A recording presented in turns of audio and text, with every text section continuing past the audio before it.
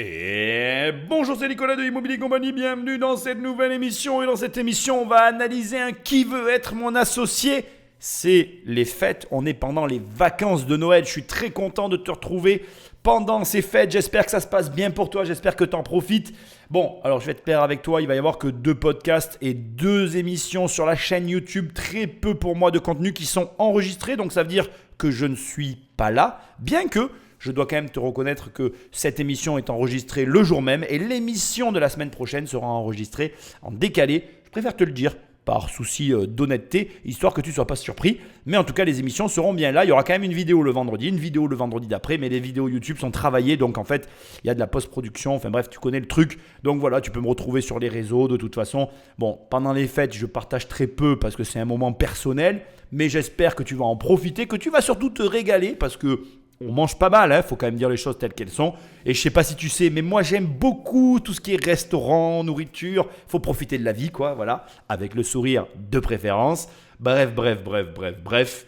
Donc on va attaquer cette émission. Je vais te rappeler avant l'usage, je le répète parce que c'est important. Tu peux me laisser des étoiles et un commentaire là où tu écoutes ce podcast parce que ça m'aide énormément. Sinon, tu prends le téléphone d'un ami et tu l'abonnes sauvagement à l'émission. Ou alors, tu vas sur immobiliercompagnie.com, tu as mes livres, mes formations, mes programmes, tu cliques et on travaille ensemble. Enfin, sur Amazon, tu tapes crise financière et tu as mon livre, mes livres qui apparaissent en première page. Je ne suis pas inquiet, si tu cherches, tu vas trouver. Sans plus de transition, on va attaquer cette émission. Je ne vais pas couper l'introduction pour une raison très simple, parce qu'il y a 2-3 éléments que je veux partager avec toi, que je veux te rappeler. Je trouve que pour le coup, dans ce qui veut être mon associé, enfin dans ce passage de qui veut être mon associé, il y a des éléments intéressants à mon sens et je dois le reconnaître, des éléments que l'on oublie trop souvent lorsqu'il est question de création d'entreprise. Sans plus de transition, Magnéto Patrick. Je m'appelle Joachim, j'ai 36 ans, je viens de Perpignan et je suis venu aujourd'hui avec ma femme Alexandra, ma petite fille Olympe de 8 mois et mon fils Basile de 3 ans. Mes enfants et ma femme, ça va vraiment être un gros soutien. C'est pour eux que je le fais, donc je suis vraiment content qu'ils soient là. Ça me motive chaque fois que je les vois, les sourires et tout, ça me motive, ça me donne envie de me dépasser. C'est un gros enjeu pour moi personnellement parce que du coup pendant 10 ans j'ai fait cette boîte, mais j'ai jamais pitché. En fait, c'est la première fois que je vais le pitcher, donc je démarre assez fort, quoi. Je vais démarrer sur un plateau avec 5 gros investisseurs. Je pense que mon plus gros atout, ça sera la sincérité et la passion. Voir que quand même je me suis investi et j'ai pas lâché. Pendant 10 ans, j'ai tout tenu à la main. J'ai fait ma petite traversée tout seul. Mais maintenant, si je veux pouvoir développer plus loin le projet, il me faut des coéquipiers pour aller plus loin. Donc je pense qu'un grand enjeu. Ouais. Il y a beaucoup d'émotions parce que ça a été long et dur. Mais ça en vaut le coup. Je pense à mes enfants. J'aimerais les rendre fiers et leur montrer que les projets, quand on y croit, on y arrive. 10 ans. Et c'est vraiment l'élément hyper intéressant pour moi dans ce passage. Il a travaillé 10 ans sur son projet et quand j'avais commencé Internet, la promesse que j'avais écrite, c'était millionnaire en 10 ans. Alors le problème, c'est que sur Internet, on te rappelle, on te dit très souvent « Eh oui, mais bon, il faut des promesses courtes pour que ça impacte la personne qui nous écoute. » Aujourd'hui, je maintiendrai toujours cette position, à savoir que sur 10 années, si tu investis dans l'immobilier en parallèle de n'importe laquelle de tes activités, que tu sois chef d'entreprise ou je ne sais quoi, tu es sûr d'arriver à avoir de gros résultats parce que l'immobilier produit cette magie qui consiste à démultiplier ton capital et qui consiste aussi à te procurer des revenus, ce qui, je te le dis sans aucun détour, est un énorme avantage pour la personne qui décide enfin de s'y lancer. J'ai envie de te dire, mais qu'est-ce que tu attends ? Parce que créer comme ça une entreprise pendant 10 ans, c'est très bien, mais ça ne te protège en rien. Une entreprise, ça reste fragile et même les revenus qu'elle génère peuvent s'éteindre, même quand on a atteint un niveau incommensurable. Pense toujours à Kodak. Kodak avait atteint l'apologie, ou plutôt le point suprême d'une entreprise internationale qui gagnait énormément d'argent. Elle développe un appareil révolutionnaire, un appareil photo numérique qu'elle décide de mettre sur le côté pour ne pas venir flinguer son propre business model. Ironie du sort, d'autres concurrents vont développer ce même appareil qui finira par tuer le géant Kodak. Le message ici, il est très simple. Il est que rien n'est immuable et que parfois tu feras un choix qui coûtera la vie de ton entreprise, de ta sérénité financière. Personne n'est à l'abri. C'est plus facile de faire une erreur et de tout détruire que de construire un empire stable sur lequel tu peux te reposer. Et la vérité, c'est que cet écart entre ces deux situations n'est séparé que par une feuille de papier. Alors là, on voit quelqu'un qui va jouer sa vie sur 10 ans d'entrepreneuriat. Ça veut dire qu'il y a un énorme enjeu, beaucoup d'émotions et en plus des investisseurs qui l'impressionnent, des caméras, un contexte qui va rajouter de la pression par-dessus une pression déjà existante.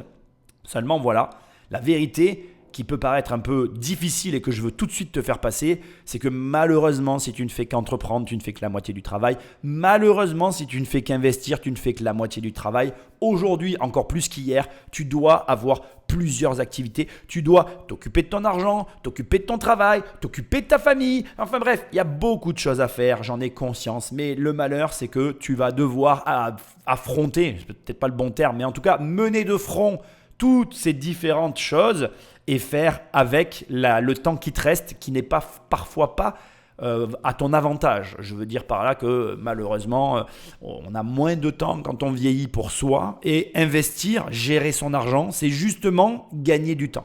Bref, 10 ans d'entrepreneuriat, c'est vraiment un enjeu important pour lui, je le comprends très bien. On va voir maintenant où ça va le conduire devant nos investisseurs préférés. Bonjour à tous. Bonjour. Bonjour. Alors, je me présente. Je m'appelle Joachim. J'ai créé le site Mon Livre SMS. Et aujourd'hui, je vous propose d'investir 100 000 € pour 10% de cette belle aventure. Alors, pour commencer, je vais vous demander de fermer les yeux, d'imaginer la personne que vous aimez le plus au monde. Maintenant, imaginez-la hospitalisée, loin de vous, et sans savoir ce qui se passe. Vous pouvez rouvrir les yeux. C'est dans cette situation un peu délicate que tout a commencé pour moi en 2013. Après quelques mois d'une belle histoire d'amour naissante, ma petite amie tombe gravement malade. Le genre de maladie qui fait peur et qui nous oblige de faire des allers-retours à l'hôpital. Du coup, on n'a pas la chance de nous voir aussi souvent qu'on l'aurait espéré. Heureusement pour nous, les SMS avaient été inventés. Du coup, ça a été un peu notre refuge dans cette histoire. Et pour fêter notre anniversaire de rencontre, je cherchais un cadeau assez spécial, unique, qui raconterait un peu notre histoire. Du coup, j'ai cherché. Et enfin, je me suis dit, mais pourquoi ne pas imprimer nos messages dans un livre? Ça représentait bien notre histoire. À l'époque, aucun service de ce genre n'existait. Donc du coup, motivé, amoureux, j'ai tout fait à la main. Et ça a été un véritable défi. Mais le résultat a été au-delà de mes espérances parce que sans m'en rendre compte, je suis devenu mon premier client. Imprimer ces messages dans un livre, ça paraît facile. Mais sur le papier, c'est tout autre.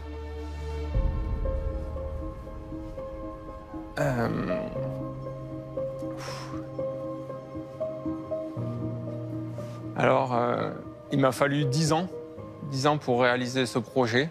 10 ans pendant lesquels des passionnés comme moi sont venus me challenger. Mais ils ont tous baissé les bras les uns après les autres face à la difficulté technique. Cette difficulté technique contre laquelle j'ai beaucoup râlé a finalement été une force protectrice. Aujourd'hui, on a une offre solide. On est capable d'imprimer, d'expédier et que vous receviez votre livre en 3-4 jours en France et 5 à 6 jours pour le reste du monde. À ce jour, on a déjà imprimé 30 000 livres, ce qui représente 30 000 histoires d'amour, d'amitié, de famille. Toutes ces histoires ont été une source inépuisable de motivation, d'inspiration. C'était magique. On a tous quelqu'un dans notre entourage à qui on pourrait offrir ce beau cadeau. Alors maintenant, imaginez à qui dans votre entourage vous pourriez le faire. Est-ce que ça serait votre moitié, votre meilleur ami, votre groupe de potes, ou bien même pour vous-même, pour imprimer les messages d'une personne partie trop tôt. Donc je pense qu'il y a un potentiel au niveau de tout le monde. Maintenant, il ne manque plus qu'à passer à l'étape supérieure. Et c'est pour ça que j'ai besoin de vous. Parce que je pense qu'avec votre expertise et vos connaissances, un océan des possibles s'ouvre à nous. Donc êtes-vous prêts à rejoindre l'équipe? J'ai pas coupé le pitch parce que de toi à moi, c'était excellent. Parce que comme il l'a dit lui-même, il est devenu son premier client. Il a ouvert la voie sur un domaine, ma foi, que je dirais unique aussi, puisque en l'occurrence, je suis allé voir le site. Tu connais, hein, je fais le travail qu'il faut. Alors, je vais être tout à fait transparent avec toi. Déjà, d'entrée de jeu sur l'offre, en tout cas, moi, j'ai vu l'offre qu'il propose, donc c'est très simple. Le site est à la fois une éducation client parce qu'il faut comprendre en combien d'étapes et comment va se passer la commande pour le client puisqu'il est le seul à le faire. Et en même temps, fort heureusement, ce n'est pas un processus très compliqué. Quand il le dit à voix haute, je vais faire de tes SMS un livre, tu as très bien compris ce qu'il allait faire. Mais malgré tout, il y a une nécessité et qui est tout à fait limpide à mes yeux de rappeler 1, 2, 3, 4, en 4 étapes comment ça va se passer. Parce que même si tu comprends, ça reste quand même un passage du numérique au solide, enfin du numérique au papier qui doit être matérialisé dans l'esprit du client. Puis très rapidement, on arrive au prix où là, je tiens à le préciser, il y a pour moi, alors je vais me permettre de faire la remarque qui n'est pas du tout négative dans ma bouche, il y a un petit travail marketing à faire pour améliorer l'offre qui pourrait augmenter le chiffre d'affaires. Donc, avant même que qui que ce soit ait levé ou pas le portefeuille, il y a un travail de marketing à fournir pour augmenter le chiffre d'affaires et proposer tout simplement une troisième offre. Donc ça, je te donne l'astuce parce qu'elle est hyper importante. Quand tu proposes des produits, l'idéal, c'est d'avoir 3 offres. C'est l'idéal pour le client, pour qu'il ait du choix. Et même si tu n'as pas la possibilité, comme c'est le cas là, de proposer une troisième offre, eh bien tu dois la créer pour créer de la perspective. Là, ce qui est dommage, c'est qu'il n'y a pas de troisième offre, il n'y a que 2 propositions, 2 fois le même prix, soit le format papier, soit le format e-book, donc PDF ou papier imprimé que tu reçois dans ta boîte aux lettres. Et on est à 50 €, 49,99 ou 39,99. Tu as 2 prix en livres et en euros. Enfin bref, peu importe, tu regarderas sur le site. Ça s'appelle Mon Livre SMS.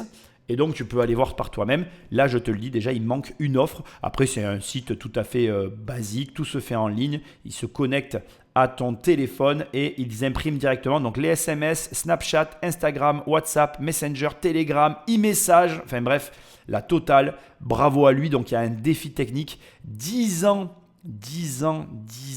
de développement, de travail acharné, comme il l'a précisé, de personnes qui s'en vont.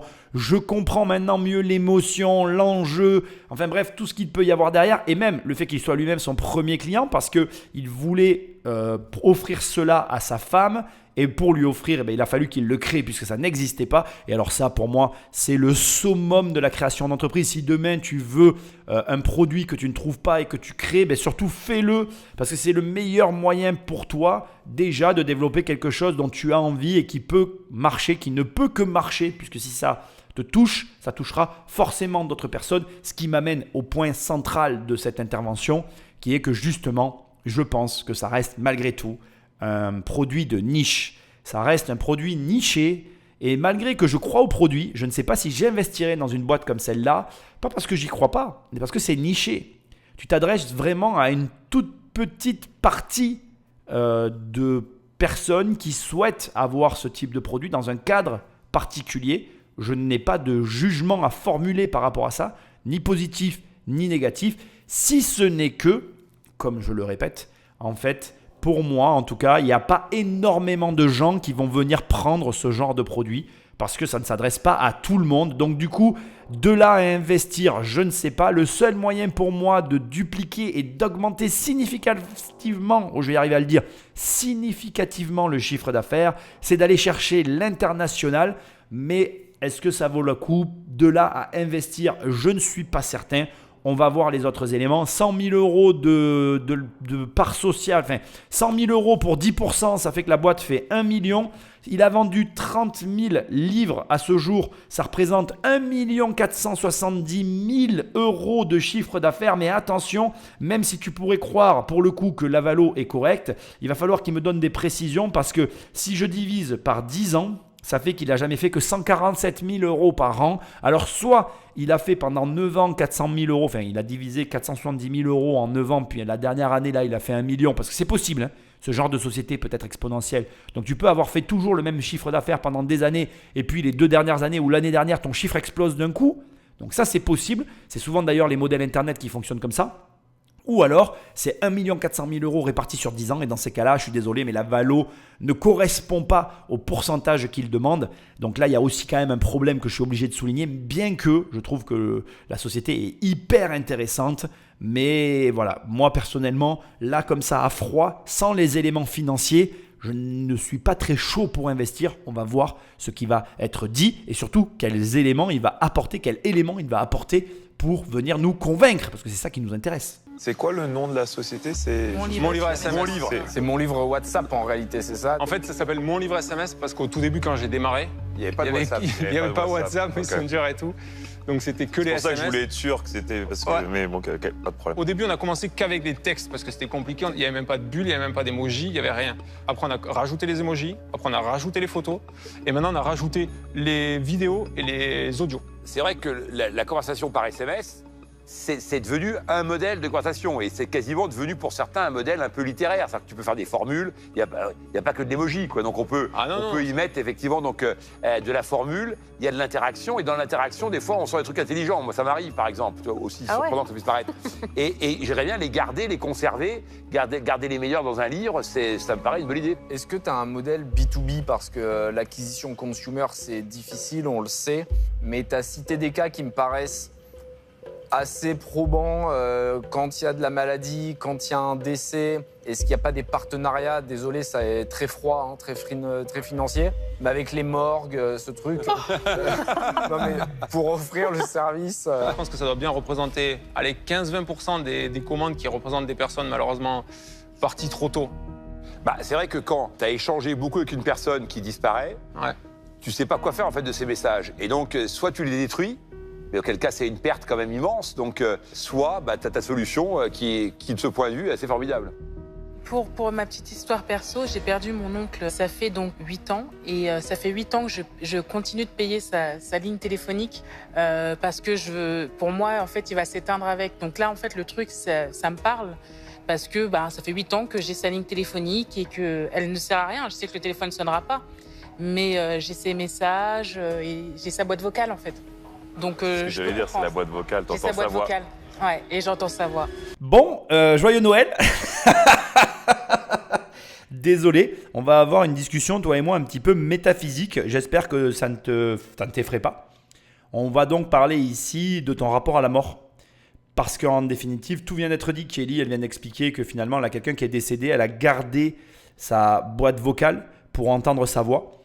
On a tous un rapport à la mort qui est différent. Mon rôle à moi, c'est pas de rentrer dans ta manière d'aborder ce sujet, mais la vérité, c'est que ce qui vient d'être dit prouve que ce service a une réelle utilité. Parce que d'un côté, on a des utilisateurs qui gardent des lignes téléphoniques.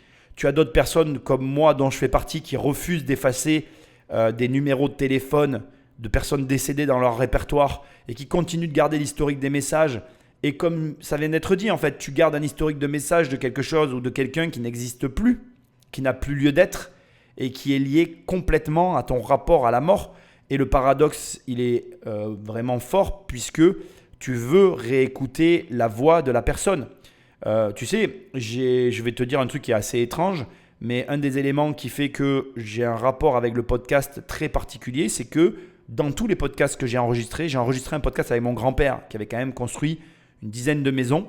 Et quand j'ai envie de réécouter la voix de mon grand-père et de me rappeler de ce moment que j'ai passé avec lui à le faire parler dans ce micro que j'ai encore, eh bien, c'est une manière pour moi d'avoir conservé une part de lui.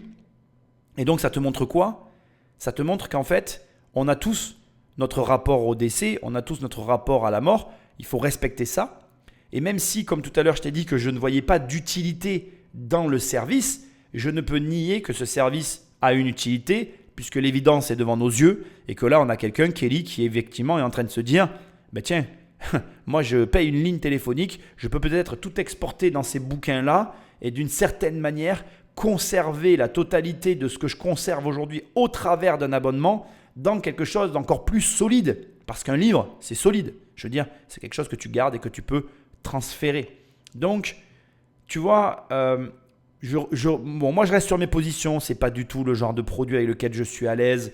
Je trouve que ça touche à quelque chose de tellement personnel qu'il faut être capable d'y aller.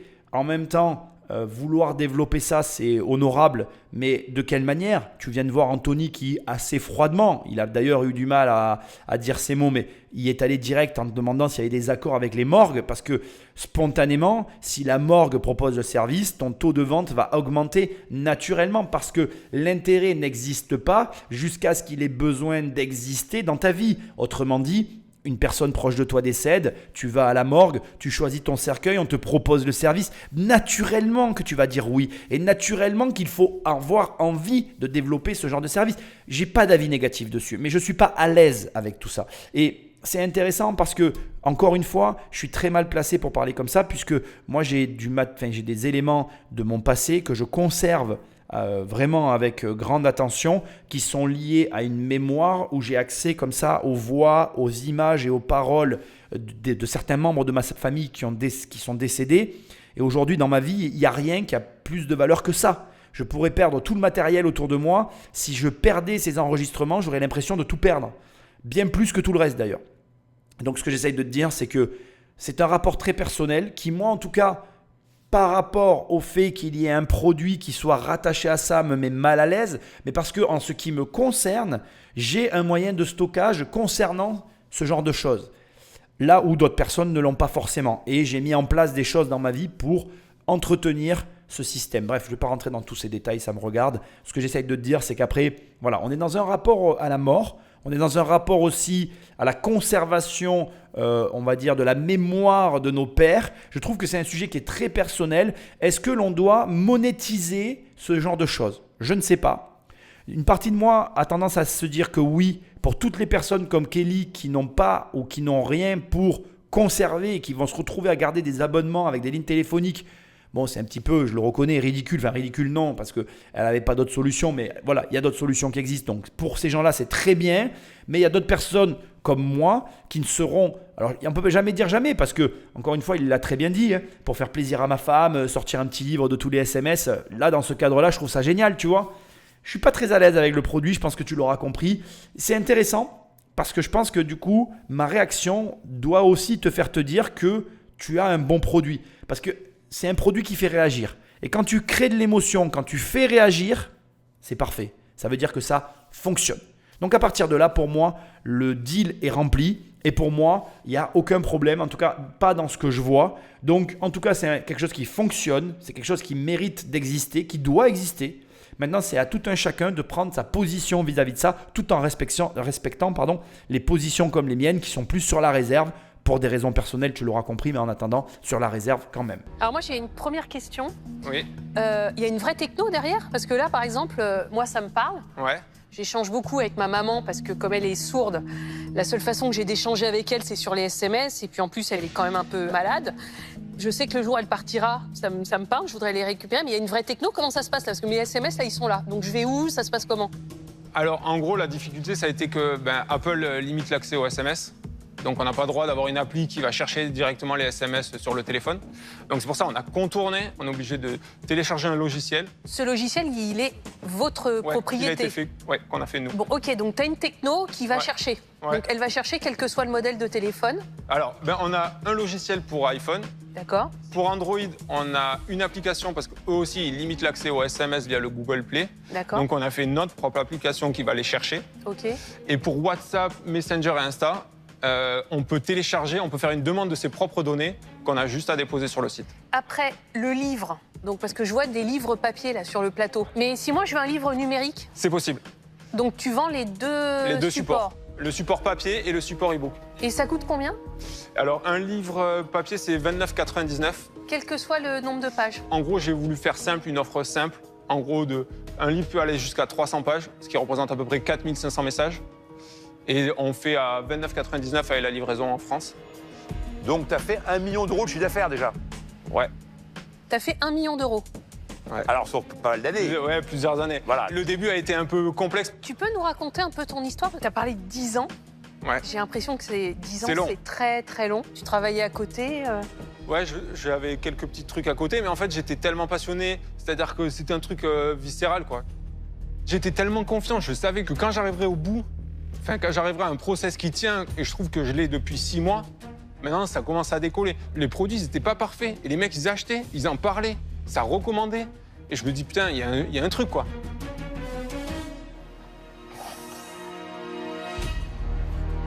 Sans faire aucune pub avec un nom français, j'ai vendu dans 68 pays. J'en ai envoyé en Antarctique, j'en ai envoyé partout. Donc j'ai pas voulu lâcher, les autres ils ont lâché. Mais moi ça me tenait à cœur. Il va arriver à nous émouvoir. Hein. Alors là, c'est la pression qui tombe de 10 années de travail. Je pense qu'il ne le dit pas, mais il n'était pas seul au départ. Ils ont dû monter ça à plusieurs. Et il dit les autres, ils ont lâché parce qu'il est le seul à avoir tenu. 10 ans, mec. Je sais pas si tu réalises en fait. 10 ans, c'est... Moi, je sais de quoi il parle. Hein. Moi, il m'a fallu 10 ans pour m'en sortir en immobilier. 10 ans, c'est très long en fait. 10 ans sans avoir les résultats que tu veux, c'est très très long. Et en même temps, c'est pas si long. Ça dépend de plein d'éléments différents et de la manière dont tu gères ta vie en vrai. Franchement, c'est mon opinion. C'est pour ça que j'avais écrit un bouquin. Je voulais que les gens voient à quoi ça ressemble. C'est beaucoup de problèmes, beaucoup d'aléas. Mais si dans ta vie, tu arrives à amener cette dose de bonheur, parce que tu peux être heureux en fait. Les gens ne l'entendent pas, mais l'argent, c'est vraiment qu'une composante de la vie. Beaucoup de gens veulent de l'argent, mais ils mettent ça au centre de leur vie. Mais en fait, tu peux ne pas avoir de thunes et faire plein de trucs tout en restant dans la même région. Je l'explique très bien dans mon livre. Hein. Tu tapes riche sur Amazon, tu connais la chanson si tu as envie de comprendre. Vraiment, je t'assure que 10 ans, c'est long. Quand tu te retournes dessus, tu te rends compte de ce que tu as accompli. Et en même temps, ça dépend à l'âge que tu commences et au moment où tu aboutis. Là, ça fait 6 mois que ça fonctionne. Et tu vois, je ne serais pas surpris que le mec te dise... En fait, j'ai fait le gros de mon chiffre d'affaires ces dernières années. Et c'est intéressant ce qu'il dit aussi. Il dit quoi? Il dit, je savais que ça allait marcher parce que j'en vendais partout dans 68 pays avec un site qui était que en français. Aujourd'hui, j'ai un process qui fonctionne. Ça ne peut que marcher si on m'aide à finir le développement. En fait, quand tu as quelque chose qui marche, que tu as de la traction, tu le vois. Ça te dépasse. Tu es là et tu n'as, même en faisant n'importe quoi, ça continue à fonctionner. Donc après, le seul truc qui te reste à faire, c'est d'appuyer très fort sur ce truc-là et de faire en sorte que ça finisse d'exploser pour que tu en profites.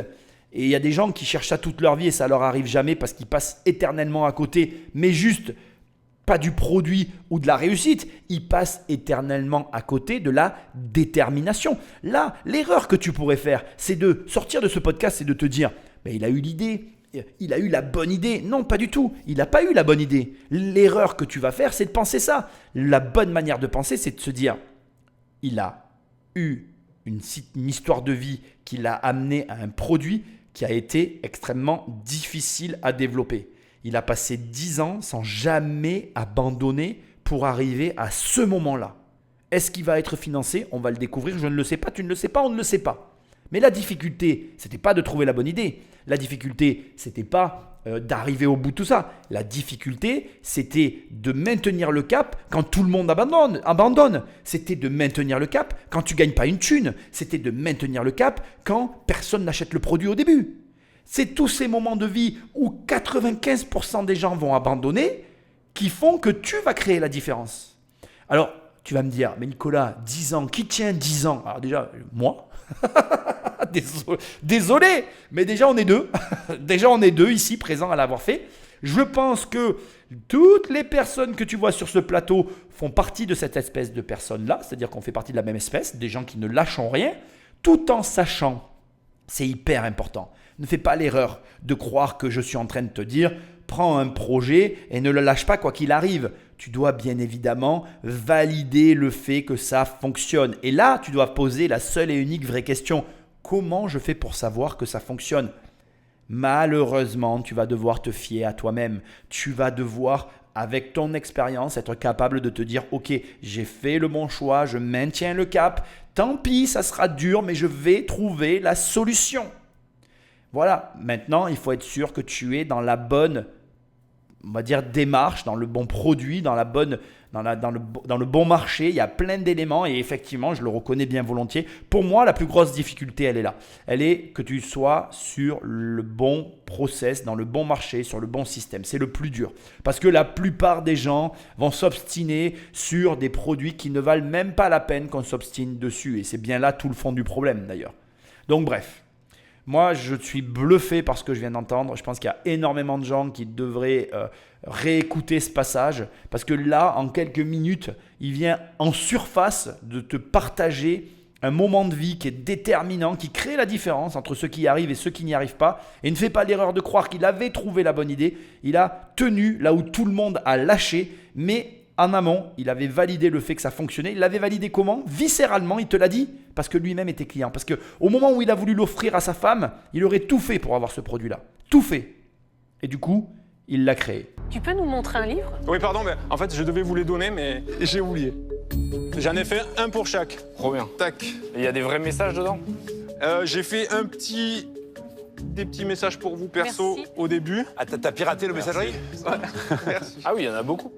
Et après, j'ai mis Merci beaucoup. une conversation à moi, mais j'ai changé toutes les voyelles par des E, comme ça, c'est illisible. Vous avez mis le pitch aussi au cas où je le rate.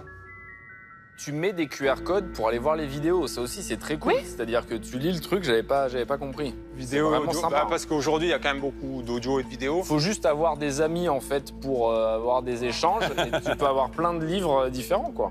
Et pour 30 €, j'imagine que, parce que pour moi, tout ça, ça peut être une cash machine. C'est comme ça que je le vois, tu vois. Donc c'est cool, l'émotion et tout, et c'est bien, Voilà, on bravo. passe à la. Oh là là. Là, on va bascule passer au dans autre chiffre. chose, là. Prépare-toi. hein. On va rentrer. Moi, ça, j'aime ce genre de business parce que ça sent le cash, en fait. Et je pense que ça coûte pas très cher à produire. Je connais bien le secteur parce que je suis ami avec Jérémy de la Lab, le fondateur de Cheers aussi, qui Ça y est. imprimait des photos Il se vend. Instagram Même et tu dropping. pouvais recevoir les petits Polaroids en 2 jours. Ah ouais. Et les deux se sont fait racheter, donc je connais bien le biz. Tout dépend du business model si tu veux que ça marche. C'est quoi les chiffres? Ouais. C'est quoi les marges? Explique-moi, fais-moi rêver, dis-moi qu'on va gagner beaucoup d'argent. Déjà dans le million que tu as fait en totalité, combien on fait là? C'est en 23, on va faire combien? Pour qu'on voit un peu la progression. On est autour de 200 000 – 300 000 cette année. 200 000 – 300 000. J'espère faire le million l'année prochaine. Si possible, 3 millions l'année d'après. Mais je pense que le marché, on a Mais quasiment pas de concurrence. justement, en parlant du marché, le logiciel, Ouais. tu peux le faire en toutes les langues? Toutes les langues, mais l'avantage c'est qu'en fait les messages ils sont dans la langue de l'utilisateur. Donc on a fait des livres en chinois, des livres en russe, on a fait Et ça n'existe pas aux États-Unis, ça? non, Ok. Ça n'existe pas en Chine? non. La marge. Ben, en gros sur l'e-book déjà c'est quasi 100%, Ouais. même s'il y a le coût des serveurs, mais Et après, et après en gros un livre ça me coûte 6,50 €. J'ai 2 € de mise en colis, emballage et tout ça le te coûte 10 process. balles, quoi, on va dire. Ouais. Vous êtes combien maintenant dans l'actionnariat? Là, tu proposes 10%. Il t'en reste combien? Vous êtes combien? Il y a d'autres personnes avec toi? Ouais, moi j'ai en gros 90 de la boîte. J'ai 3 associés Ouais. qui sont très minoritaires. Et donc j'ai l'imprimeur et j'ai 2 autres personnes. Eux, ils se partagent les 10%, donc. Ouais, c'est ça. L'imprimeur, il a voulu me soutenir dès le départ. Je le remercie beaucoup parce que... Non, mais ça, Ça, bravo, le c'est très très malin ça d'avoir l'imprimeur comme partenaire. Ouais. Évidemment. Parce que quand, dans ton business, c'est quand même lui l'élément important. Il faut commander le papier, tu as les problématiques de trésorerie, etc., qu'il soit actionnaire. C'est très malin. C'est toi qui prends les décisions. C'est ça. t'avances. Ah bah tu fais tout, de toute façon. Tout. Ah, mais t'es tout seul chez toi Ouais. et t'as fait 1 million. C'est exactement ce que tu dois continuer à faire. Ouais. Faut que ça crache de la dividende, ça. Ah là là. Tu vas voir. Mais du coup, les 100 000 €, je suis pas sûre que t'es bien calibré ton besoin. Pour l'instant, t'es tout seul. 100 000 € de budget, ça me paraît un peu bas. Je suis d'accord, ça mérite un peu plus si jamais tu veux grossir rapidement. Est-ce que t'es prêt à ça? Oui. Faut que ça crache du dividende.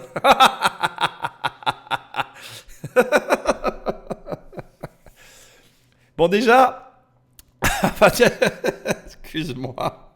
Oh, c'est Noël, hein. On peut se marrer quand même. On n'est pas que là pour. Hein. J'aime bien parce que, mec, je connais le bise. Ils se sont tous fait racheter. On va faire du pognon. Alors qu'avant, pas. Je t'ai dit, on va parler métaphysique. Je suis en train de me repasser le fil de l'émission dans ma tête. Et je suis en train de me dire, ça n'a ni queue ni tête. Bref. Bon, déjà, il y a un truc que je veux que tu notes, c'est qu'il s'est associé avec l'imprimeur. Et comme l'a dit Jean-Pierre, c'est extrêmement intelligent. Et pour toi, ça t'envoie un message qui te montre qu'en fait, à cœur vaillant, rien n'est impossible. C'est-à-dire que c'est même pas très malin. C'est même pas malin en fait. Pour moi, il y a juste un message qui vient de passer dans cette émission. T'as pas d'argent, t'as un projet, tu peux le réaliser. Je répète, t'as pas d'argent, t'as un projet, tu peux le réaliser. Il vient de te le montrer. Associe-toi avec le gars qui produit le projet que tu veux faire. Je veux dire, Le mec, il veut faire des livres, il s'associe avec l'imprimeur. Voilà, la boucle est bouclée. Et tu as vu, c'est encore plus drôle parce que la plupart des gens à qui je vais dire ça, ils vont me dire « Ah oui, mais tu comprends, je donne des parts de ma boîte et si un jour je veux lever des fonds, on me dira que j'ai partagé ou qu'il y a déjà des parts qui sont prises. » Tu as vu comment ils ont réagi les investisseurs? Ils ont dit que c'était malin, que c'était une super idée.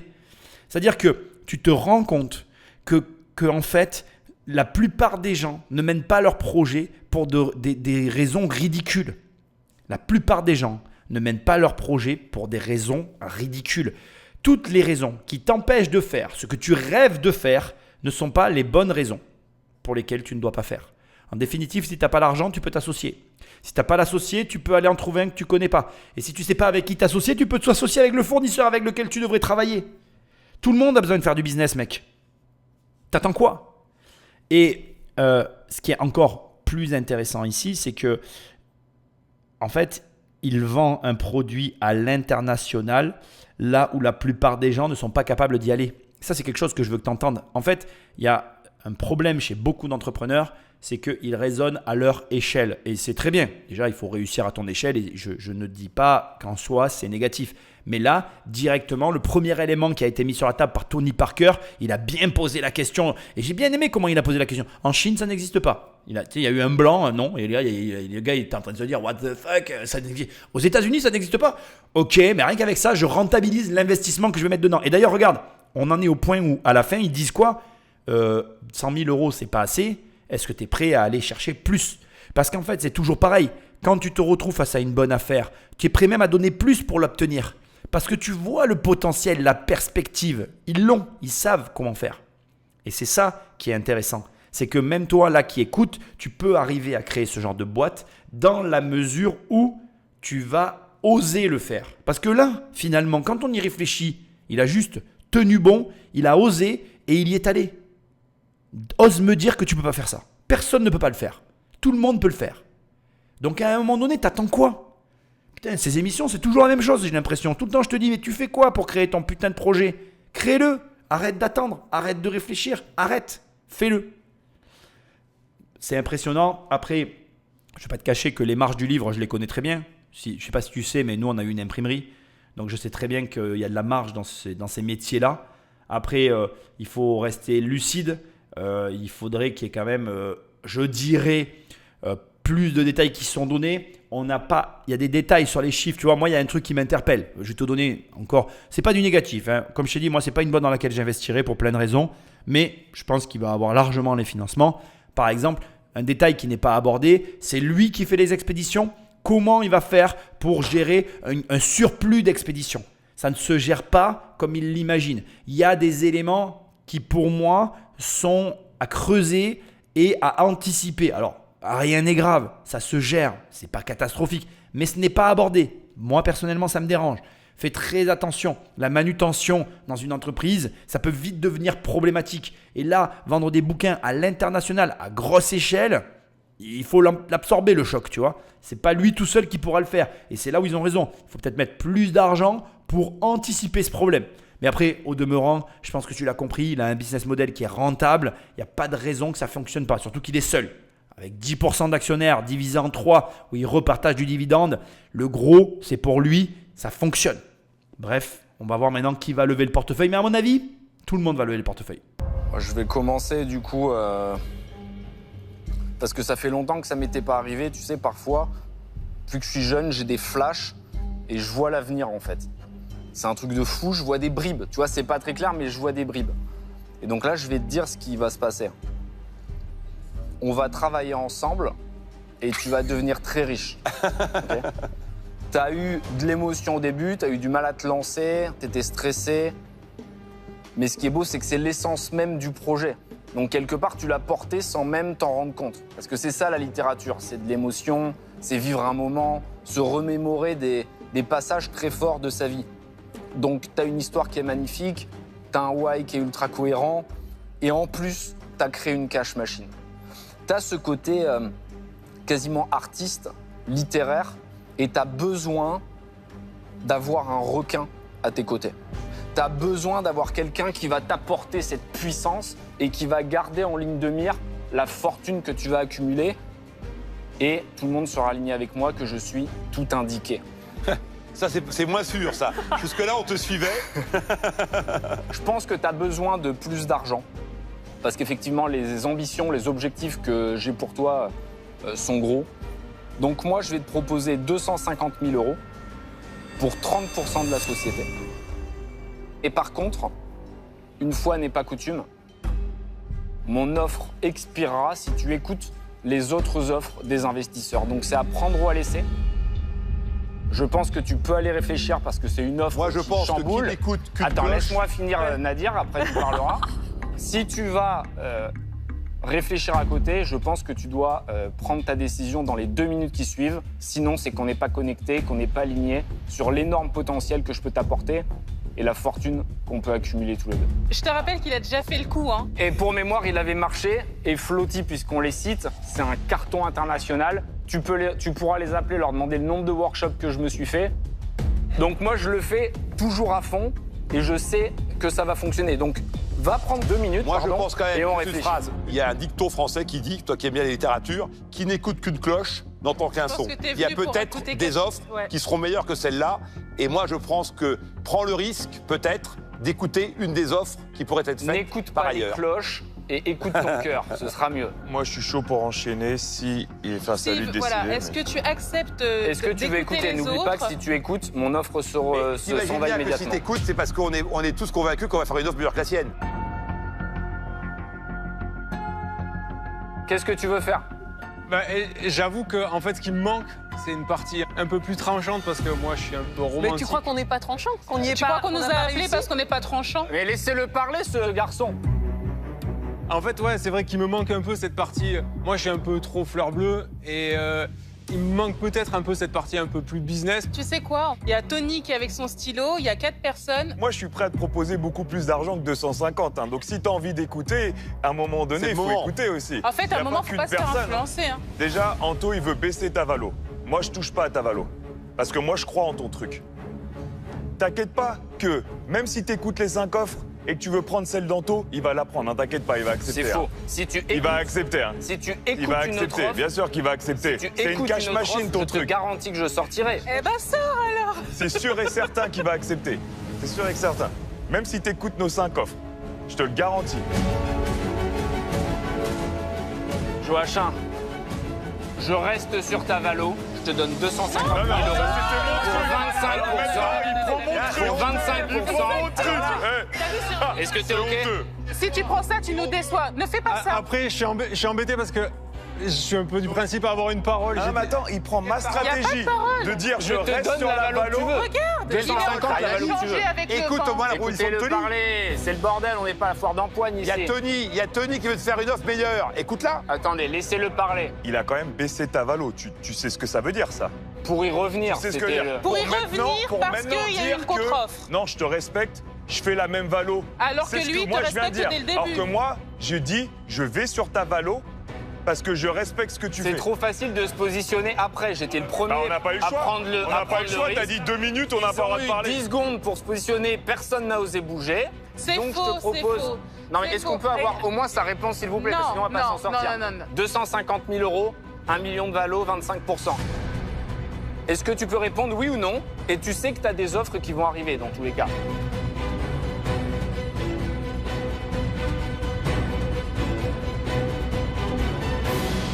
Je vais dire oui. Et voilà. Franchement bravo. Tu vas voir, ça va cracher. Bon, déjà, tu peux me dire merci parce qu'il a augmenté son offre grâce à moi. grâce Je à vais moi. vous dire merci à tous quand même de m'avoir écouté. Bon, et félicitations. C'était un plaisir. Merci. Merci beaucoup. Parce qu'avec lui, tu peux en avoir besoin. Salut. Ouais, j'ai besoin d'être Ciao. secoué un peu sur le sujet. Donc... Ah bah tu vas Et l'être. lui, il a une Ah, ça, secoue de ce point aussi, de hein. vue, Compte tu vas sur l'être. moi, ça va secouer. Bon, merci beaucoup Bravo. et j'espère à bientôt. Ouais, Au revoir. Bravo à toi. On va tous les faire commander là. Je pouvais pas couper. Je pouvais pas couper ça, tu comprends. Alors, bon, automatiquement, je suis obligé de décortiquer ce qui vient de se passer. Parce que c'est important que tu comprennes ce qui vient de se passer. Parce que là, tu pourrais te dire, il l'a emporté, il a été malin. En fait, c'est ce que j'explique très souvent. Quand tu sais négocier, tu parles en premier. Quand tu sais pas négocier, tu parles en dernier. Anthony sait négocier. Alors, je vais être transparent avec toi. Je n'aime pas du tout ce qu'il a fait parce qu'en fait, il a joué de leviers psychologiques puissants qui ont complètement acculé son interlocuteur en face. Bien évidemment, Tony Parker l'a vu tout de suite arriver avec ses gros sabots. D'ailleurs, remarque que effectivement, Tony l'a vu tout de suite. Il a essayé d'appuyer dessus, mais ça n'a pas marché. Ça n'a pas fait céder la réflexion de Joachim, excuse-moi, parce que j'ai tendance à dire Joachim, de Joachim. Quand il a dit oui, mais regarde, il serait à ligne alors qu'au départ, il avait baissé Tavallo. Et c'est au point où, de toute façon, comme l'a dit, et je suis d'accord avec Tony Parker, il a inversé la situation en laissant entendre que, en fait, si jamais il refusait son offre, il perdait l'offre. Alors que, comme l'a dit, je suis d'accord avec Tony, s'il avait de toute façon choisi l'offre d'Anthony en écoutant les autres, eh bien, il aurait quand même eu Anthony après. Parce qu'une opportunité comme celle-là, en fait, c'est lui qui la propose et il n'y a aucun investisseur qui ne l'aurait pas saisi dans la mesure où il adhère à l'opportunité. Je maintiens ma position, même si j'ai pris du plaisir à voir le petit manège d'Anthony. La vérité sur un système comme celui-là, c'est que si quelqu'un avait voulu se positionner, il se serait positionné. Voilà, à partir de là, ça aurait été possible. En tout cas, il n'y a pas de problème à court-circuiter. Enfin, quand tu sais négocier, tu peux court-circuiter ce genre de démarche. Voilà. Après, là, ce qu'il faut que tu comprennes, c'est de la psychologie inversée. Pourquoi ? Parce qu'en fait, on est en face de quelqu'un qui financièrement a des lacunes. Et ces lacunes financières sont tout de suite perçues de par l'émotion du début du pitch qui a eu lieu. C'est-à-dire que Anthony a très vite cerné l'interlocuteur qu'il avait en face de lui. La négociation, c'est aussi beaucoup de la compréhension psychologique des interlocuteurs que l'on a en face de soi. En fonction de qui on a en face de soi, eh bien, on doit arriver à adapter son discours et à poser le cadre de la discussion, de la négociation. La notion de cadre, je l'aborde dans la formation 1 million, où je t'explique vraiment comment tu vas imposer ton cadre. Donc, soit tu rentres dans le cadre de quelqu'un, soit tu sors la personne de son cadre pour l'amener dans ton cadre. Là. Donc, soit tu rentres dans le cadre de quelqu'un et tu vas venir négocier, soit tu sors la personne de son cadre et tu l'amènes dans le tien. Là, c'est exactement ce qu'a fait Anthony. En fait, il a sorti la personne de son cadre. Il l'a mis dans un modèle dans lequel il était complètement mal à l'aise et dans l'incapacité de toute façon de réagir. On va dire, le point amusant de cette situation, c'est qu'il en a conscience. Et il a joué aussi de ça en disant que lui, il était plutôt le côté artiste et que Anthony s'est présenté comme le côté requin. Et que du coup, voilà, c'était le mariage parfait. Voilà, moi je suis pas d'accord avec ce genre de méthode. Enfin, je suis pas d'accord. Alors, est-ce que je suis capable d'utiliser ce genre de stratagème, pas de la même manière, mais ce genre de stratagème pour négocier? La réponse est oui. Est-ce que je suis d'accord avec la manière dont ça a été fait là? La réponse est non, mais aussi parce que je l'avoue bien volontiers, je l'ai dit dès le départ, je suis pas trop attiré par cette société. Maintenant, c'est clair que on va dire que l'expérience d'Anthony et la connaissance du marché a fait qu'il voulait absolument closer le deal. Bravo à lui, il l'a closé. Et donc, voilà. Après, que te dire d'autre sur cette négociation? Il faut que tu saches qu'en négo, de toute façon, quand tu t'es fait accrocher, c'est très difficile de sortir de la négo dans laquelle tu t'es fait embarquer. Là, il s'est fait embarquer dans la négo. Le meilleur... Et tu vois, et je vais te dire quelque chose.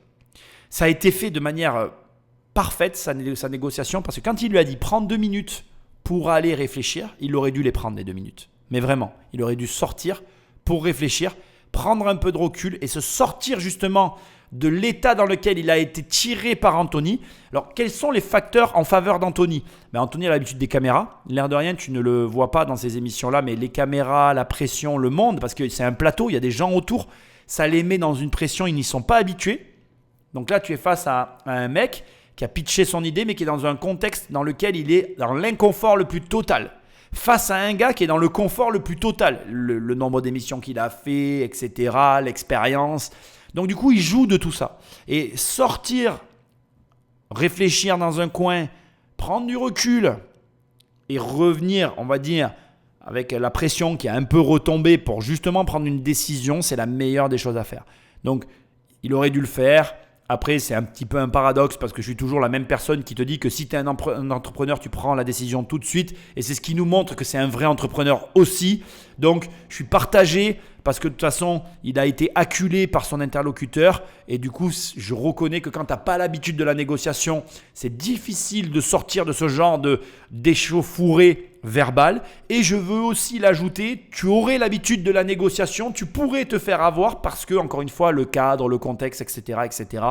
Non, franchement, moi je regarde ces émissions et j'analyse ces émissions pour ce genre de passage. Là, tu viens de prendre une leçon de négociation que tu peux te repasser, qui te montre aussi une autre leçon que parfois, on te donne un prix et il faut savoir payer plus cher parce que tu vois un potentiel caché que personne ne voit et il faut savoir le faire. Il y a beaucoup de gens qui ne savent pas le faire et là, Anthony, on doit le reconnaître, il a su le faire avec brio. On ne s'est pas levé autant, ça fait une grosse bouffée d'air. Je suis ému parce que ça fait plaisir de dire que l'idée que tu as eue dans ton appart sur un canapé, à la fin, tu arrives à toucher des... Je vais pas dire le monde entier, mais presque, quoi. Je suis content que les investisseurs ils aient tous aimé, ça m'a fait plaisir. Je me suis pas battu pendant 10 ans pour que... Ouais, je suis content, quoi. Trop cool. Franchement, je suis très content. Ouais, moi aussi. Moi, j'y étais un peu fort, mais il fallait que je coupe les autres tout de suite, tu vois. J'avais besoin de m'imposer parce que je pense vraiment que c'est ce dont tu as besoin. Donc franchement, je suis trop content. C'était limite, j'ai cru que ça allait pas passer. Non, mais je respectais ton offre, elle était... Trop bien. Elle était bien, ouais. Bon, c'est un super coup. Oh, merci beaucoup, mon vieux. Et bravo encore. Super histoire, super projet. Simple mais efficace, comme on aime. Ouais. Allez, rentre bien, repose-toi, remets-toi de tes émotions. Merci.